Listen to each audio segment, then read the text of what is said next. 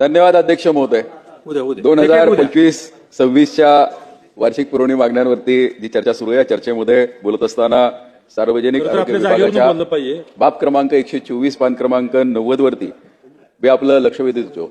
माझ्या मतदारसंघामध्ये national highway लगत असणारं एक कोळगाव गाव आहे आणि या गावामध्ये गेल्या वर्षभरापासून आपलं उपकेंद्र उभं राहिलेलं आहे. इमारत पूर्ण झालेली आहे आणि फक्त पदनिर्मिती नसल्यामुळे तिथे ते उपकेंद्र आपल्याला सुरू करता येत नाही. त्याचबरोबर देवदैठणला माझे एका गावामध्ये पीएससी सेंटर उभं आहे. इमारत पूर्ण झालेली आहे. जवळजवळ 1.5 वर्ष झालं ती इमारत पूर्ण असून सुद्धा पदनिर्मितीमुळे ती सुद्धा सुरू करता येत नाहीये. माझी आपल्यामार्फत सरकारला विनंती आहे की तात्काळ ह्या दोन्ही ठिकाणी पदनिर्मिती व्हावीत आणि ही दोन्ही जे केंद्र सुरू केलेली आहे हे जनतेच्या सेवेमध्ये सुरू व्हावीत. त्याचबरोबर आमच्या श्रीगोंदा शहरामध्ये श्रीगोंदा तालुक्याचा एक उपकेंद्राचा आमचा प्रस्ताव हा 100 बेडेडचा शासन दरबारी प्रलंबित आहे. गेले जवळजवळ 3 वर्ष झाले आम्ही याचा पाठपुरावा करतोय. तो सरकारने तात्काळ त्याला मान्यता द्यावी ही आपल्यामार्फत सरकारला विनंती करतो. कारण तो उभा राहण्यासाठी महसूल खात्याने 5 एकर क्षेत्र हे सार्वजनिक आरोग्य विभागाला दिलेलं आहे. त्यामुळे नक्कीच याचा फायदा जर झाला, लवकरात लवकर हे केंद्र सुरू झालं, हे दवाखाना सुरू झाला तर याचा फायदा जनतेला होईल अशी अपेक्षा या ठिकाणी व्यक्त करून थांबतो. धन्यवाद.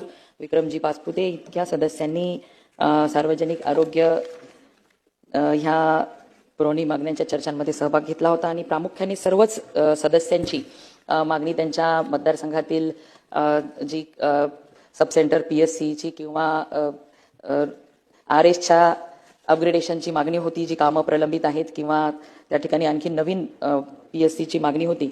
परंतु सन्माननीय सदस्यांनी ज्या ज्या नवीन उपकेंद्राची आरोग्य केंद्रांची मागणी केलेली आहे, आपल्या आरोग्य संस्थांची दर्जावाढची मागणी या ठिकाणी केलेली आहे. परंतु या सगळ्या मागणीचा विचार करता आपल्या राज्याच्या लोकसंख्येच्या आधारे महाराष्ट्र राज्याचा आपण बृहत आराखडा तयार करत आहोत. त्यामध्ये नेव्हिगेशन सॅटेलाइटच्या मदतीने लोकसंख्येच्या आधारावरती 2 आरोग्य संस्थांच्या मधील अंतर हे सगळं बाबी लक्षात ठेवून मास्टर प्लॅन तयार करत आहोत आणि ह्या मास्टर प्लॅनच्या माध्यमातून 2000 नवीन उपकेंद्र आपण निर्माण करत आहोत आणि जी आता कार्यान्वित झाली नाहीत किंवा नवीन पदभरतीमुळे बऱ्याच सदस्यांच्या मतदारसंघामध्ये इमारती तयार होऊन सुद्धा त्या ठिकाणी ती कार्यान्वित झालेली नाही. त्यासाठी सुद्धा आपण पदभरतीसाठी आज आपल्या राज्यामध्ये MO मेडिकल ऑफिसरच्या एकूण मान्य पदसंख्या ही 9160 आहे आणि त्यापैकी 1800 पदं रिक्त आहेत. त्यासाठी आपण पुढच्या आठवड्यामध्येच नवीन जाहिरात काढणार आहोत आणि परमनंट पोस्ट आपण भरणार आहोत. आणि एवढंच नाही तर आपण जिल्हाधिकारीच्या लेवलला त्या ठिकाणी कॉन्ट्रॅक्च्युअल मेडिकल ऑफिसर सुद्धा वॉक इन इंटरव्ह्यूद्वारे वेळोवेळी भरण्याची परवानगी देत असतो आणि त्या ठिकाणी जिल्ह्यामध्ये कमतरता भासत असल्यानंतर तेथील जिल्हाधिकारी वॉक इन इंटरव्ह्यू घेतात आणि आपल्या MOच्या पोस्ट भरल्या जात असतात.